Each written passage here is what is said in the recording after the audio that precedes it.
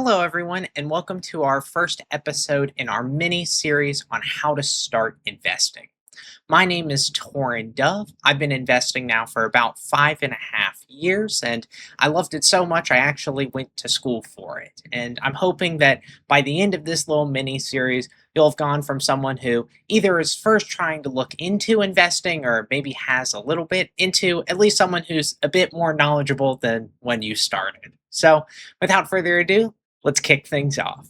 So, first things first, let's start with the most popular question I receive all the time when I'm talking to people who are first looking at investing.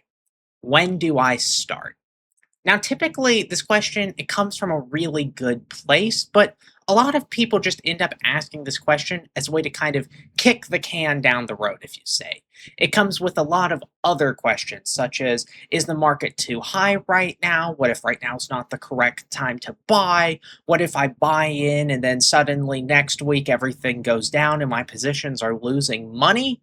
And so I usually kind of pivot and I say, well, the best time to start investing is right now. Because not only are you most likely not going to just suddenly become an expert at timing markets, but additionally, you don't necessarily have to go from 0 to 100 in your investment journey. Oftentimes, just actually starting the account and following through and funding the account is the biggest and easiest win in the entire game plan.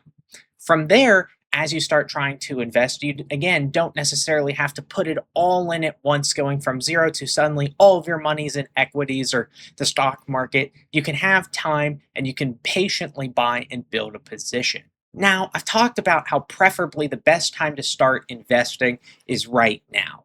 But there's a little bit of a question we need to handle first to figure out if you're in the right financial position to actually be investing. And that, of course, is should you be investing right now?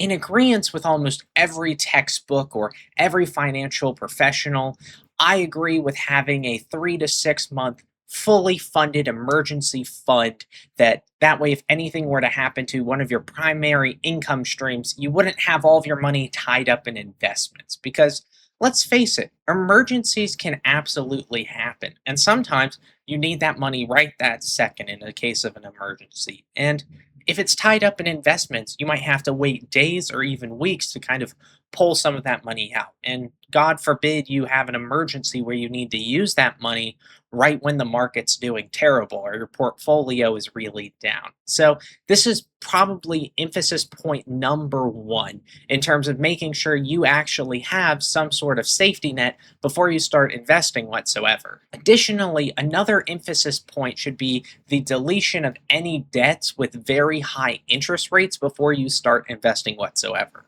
There definitely are some mixed opinions and a bit of debate in terms of the interest rates on debts and when you kind of pivot from focusing on debt deletion to investing. But for me, it makes absolutely no sense to be carrying super high debts, especially things like credit card debts or payday loans or buy now, pay later that suddenly tack on 30+% in interest per year.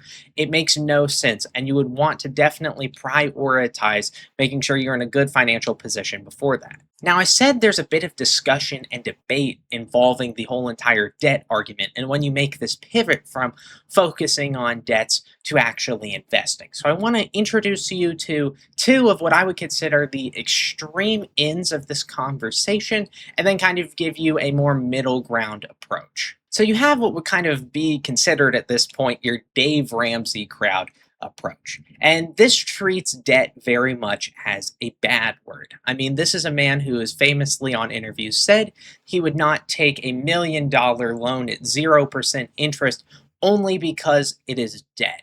And it makes sense when you kind of think of it from this perspective that the recommendations are to basically hold off on any sort of investments until you have kind of eliminated all of your outstanding debts. Now, me personally, when you start to consider things like in a lot of workplace retirement accounts, employee matches, when you take this opinion to its extreme end, which it's often applied at, some of the math doesn't necessarily make sense. Like, you should arguably see the difference between a mortgage and the interest on a mortgage versus a credit card that carries significantly more debt. And sometimes there isn't a distinction drawn in this strategy. Now, in terms of our second opinion, that again is kind of on the far end, this way going the opposite, a lot of textbook financial planning and things of that nature, when it's done all the way at the extreme end, will prioritize what I was talking about, an employee match over some of those high debts, even potentially,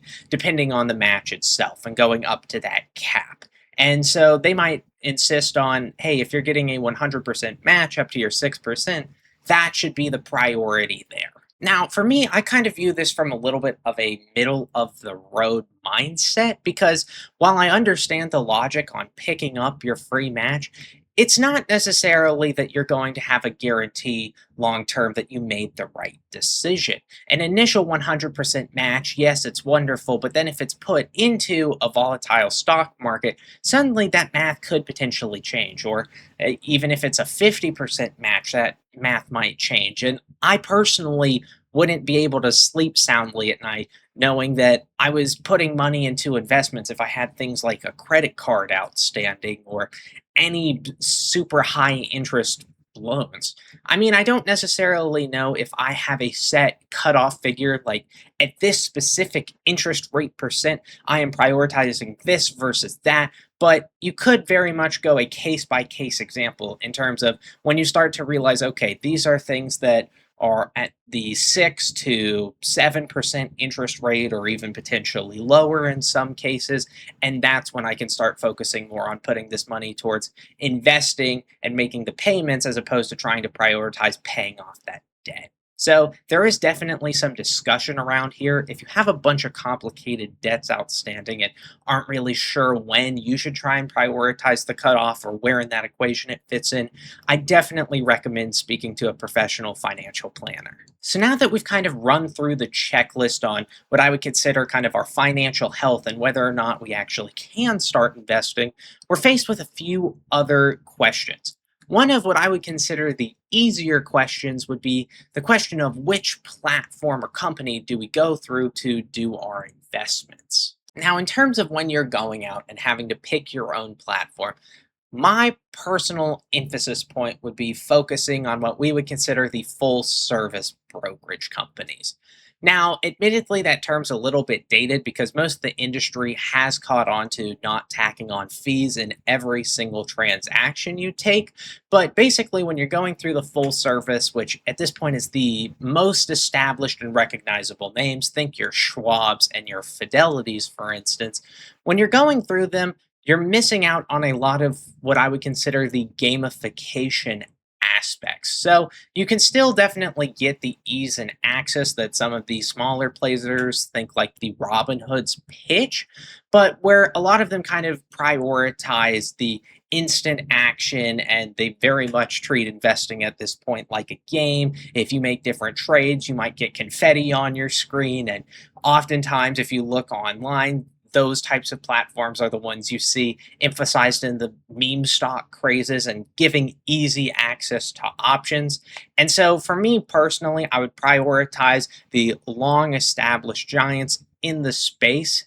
And especially if you're going to have a workplace account already, like for instance, a lot of them go through Fidelity. So if you're already fully familiar with the Fidelity platform and you just want to keep things simple, that's a great choice. And amongst those different brokerage sites, it's not going to necessarily make or break your experience for the vast majority of people choosing one over the other. For the vast majority of people, that decision is just going to be, is the color of the company I'm going to be working with blue or green or something of that nature? Now, if this were something you want to kind of dedicate a significant portion of your time to, and were heavily considering trying to trade very frequently and make this a big part of your life, then maybe you could sway to a Schwab because of its access to like a Thinkorswim platform. But for the majority of people who aren't trying to make this more complicated than it already is, the brokerage choice is not going to make or break your experience. Additionally, a lot of these services actually offer benefits if you want to use that platform. And so, again, if you were kind of picking based on that, I would put priority on the bigger players who are more likely to stay solvent longer and not necessarily have any issues going forward. That would just be my suggestion when you kind of get to some of those really small names. But if you simply just want to pick based on the rewards you're getting, again, completely fine. I think a lot of the companies like Schwab will offer different stock slices. I think quite a few platforms offer that. And so feel free to definitely shop your options on the type of rewards you can get by using one platform over the other. So now that we've kind of handled the platform question, let's move to a much more complicated question. What type of account do I want to be investing in? Now, my absolute favorite account, and a lot of people who are very heavily in finance, would be the Roth IRA. Simply put, if you meet the income requirements for a Roth IRA, you put your after tax dollars, so the dollars you make at your job and you pay taxes on, you put those with a contributing limit yearly, and you put those in, and when you retire at 59 and a half, or whenever you actually end up retiring and having to take money out of your retirement account, it's going to be tax free because the money you put in has already been taxed. And this becomes a very, very powerful benefit. But again, it is very much a retirement account. If you want to take money out of it before 59 and a half, it's going to face penalties. And so if the idea of parking away money into an account and not being able to touch it scares you, this probably is not going to be the account for you. Now, one of the really interesting things I noted with the Roth IRA is that you have to meet a certain income limit. There are limitations. So basically, if you're a super high income earner, you're not supposed to be able to have access to a Roth IRA. Now, there is a very legal loophole that you can do that kind of blows this restriction out of the water and makes it obsolete. And that would be called a backdoor Roth, where basically you can make contributions into a traditional IRA and then convert them to a Roth IRA, essentially. And it's a pretty complicated process, but one that a CFP professional could definitely do for you if that's something you're interested in. If you're questioning why even have a rule in terms of income limits on this, if you're just going to allow high income earners to invest in a Roth IRA anyways, that is a great question. This backdoor Roth, this kind of legal loophole, is argued about continually in government as to whether or not it should be outlawed. Typically, it's not. I assume a lot of different politicians are also kind of using this because it's something everybody knows about. And it doesn't necessarily make sense. And if this is your first time interacting with some financial legislation and loopholes, you're going to realize a lot of decisions don't necessarily make sense. But that's just a little tidbit I thought you might find interesting. Now, on the other side, instead of the Roth IRA, we have what most people are probably more familiar with, your traditional IRA. And this is actually a tax deferred account. Now, what that means in simple English is that the money you put into this account is considered pre-tax. So when you're actually taking money out of your traditional IRA later on in life, that's when you'll be taxed on it. Now, the whole entire argument as to whether or not you should utilize a Roth IRA versus a traditional IRA kind of breaks down to a tax bracket question and where you think you're going to end up financially in the future. The whole point of the Roth IRA is if you think you're going to retire and be in a higher tax bracket than when you're making these contributions, you go with the Roth IRA. If you think you're going to be in a much lower tax bracket in the future than where you are in your working years, then you go with the traditional IRA. Obviously, there are different components as well that kind of may sway someone one way or the other, but that is essentially the core of the argument right there. Now, outside of the retirement accounts, you have what is probably the most well-known investment account, the brokerage account. The brokerage account is arguably the most flexible of the accounts, but in order to get that flexibility, you do have a trade-off with those retirement benefits in well, the retirement accounts. It's kind of in the name. You don't necessarily face the same contribution limits to certain retirement accounts that you do with a brokerage. And when you move money in and out of the brokerage, you can kind of do that freely without worry of the penalties, but you are missing on a lot of the tax benefits that would potentially come with using this as your primary investment vehicle.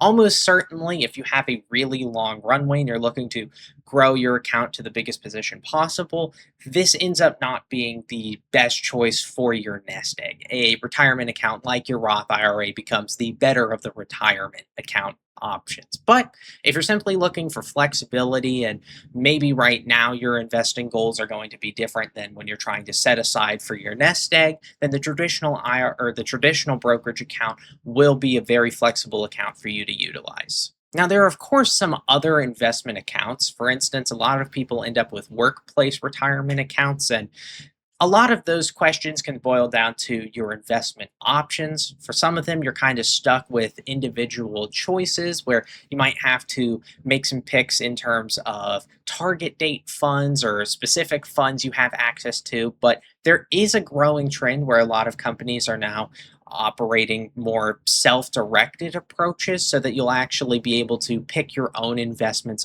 as well, even if it's not necessarily something you know you have access to. It might be something that you actually kind of end up having access to. And so, a lot of those considerations, if you are put into a specific basket where you have to pick and select individual options and you're only allowed those options, there will still be valuable stuff in this mini series. I'll try and touch on target dates in our later video on asset allocation. But for now, if your primary investment vehicle is your retirement place account, it's kind of hard to estimate everybody an aggregate version of a retirement account because so many workplaces offer varying different benefits or rewards or contribution matches or whatever the case may be. Okay, so we've gone a little bit over what brokerage platform you might be using or you might have been assigned with your workplace account. We've also touched a little bit on your account options, and hopefully you have a little bit of an understanding of what each of your options are and the types of investment strategies you might want to employ using that. Now we're going to focus on what I would consider oftentimes the most overlooked, but what usually ends up becoming the most important stage in the entire investment process, and that is going to be your planning slash learning stage. I'll be completely honest, this is a stage that I willingly blazed through, and most investors end up just blazing through. And this is something that if it isn't addressed immediately, it's really easy to, again, kick down the road or not make a serious effort on. You have a lot of people who end up kind of going their whole investment journey and their whole working life, making mistake after mistake after mistake, and it holds them back. And the whole time, they might have cost themselves ending up at hundreds of thousands to even millions of dollars in their total lifetime of mistakes. And simply put, a planning and education step that they decided wasn't super important and it was better to rush in ended up costing them all of those decisions that would have been a really easy fix. Also, individuals can kind of be misguided when they try and take on this education step.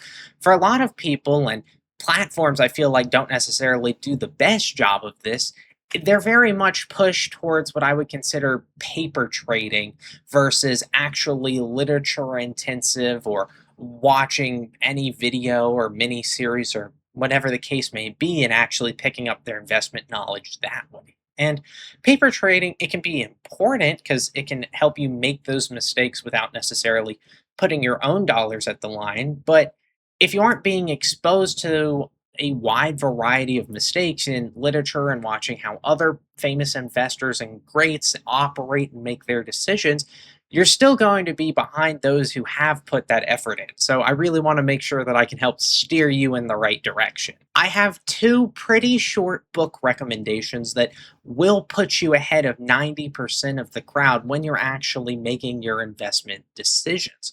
Those being The Psychology of Money and The Little Book of Common Sense Investing. I'll give you some brief spark notes of my favorite takeaways of each of these two, but I really do emphasize that you should try and pick up and read these books. Again, they're short, they're simple to digest, and not only will they help you become a better investor, they'll help build up this kind of mindset that is very good for wealth accumulation in general, even outside of investing.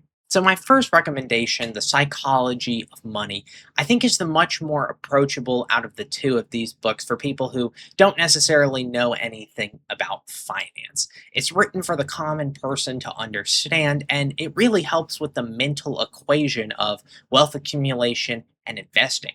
It kind of points out all of the mistakes and things that happen in culture that we don't even acknowledge. Like, for instance, how a lot of people care much more about portraying their actual wealth in the short term than actually accumulating and growing wealth. And wealth isn't necessarily found in the fanciest car you could have right now or the biggest house you could have right now, especially if those decisions haven't necessarily been thought out on their long term implications and they hold you back from being able to retire or have a nice end of life or travel or whatever the case may be. Another concept that's continually touched on, either explicitly or hinted at in this book, is patience. And patience is one of those things that isn't necessarily thought of all the time in our lives. Oftentimes, when we want to make an impact somewhere, let's say your job, you do that through action, you do that through stepping up. Or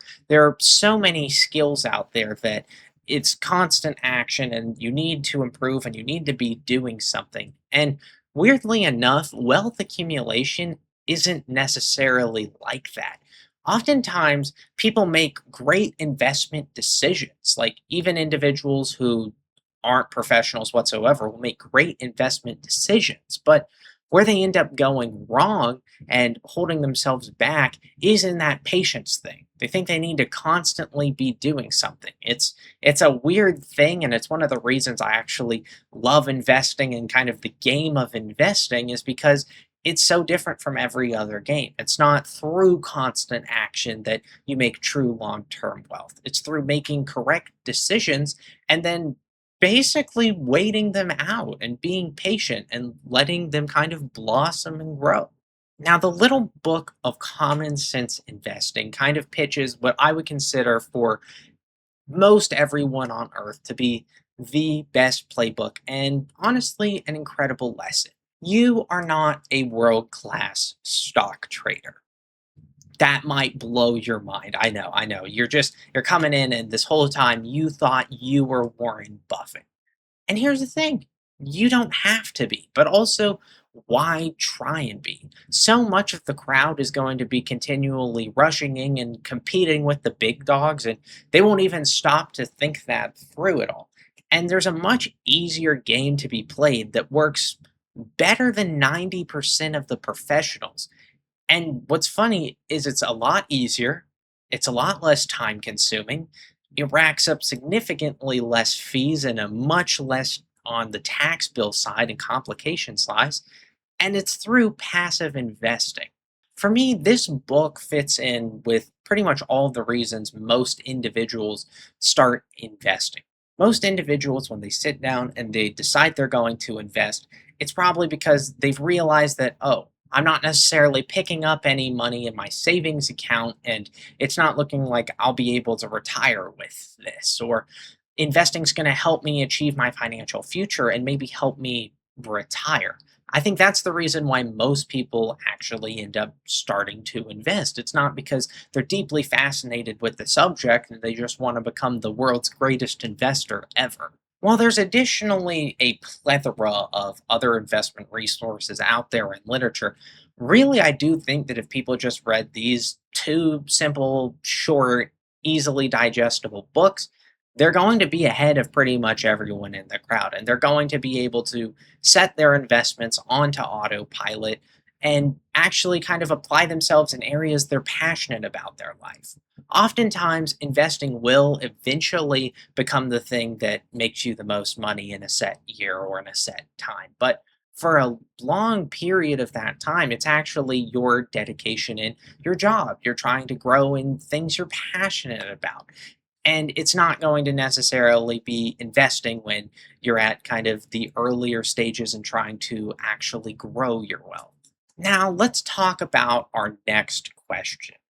How much should you actually invest starting now? It's kind of a difficult question to put a one size fits all answer, but I'll try and give some general guidance I think will help people.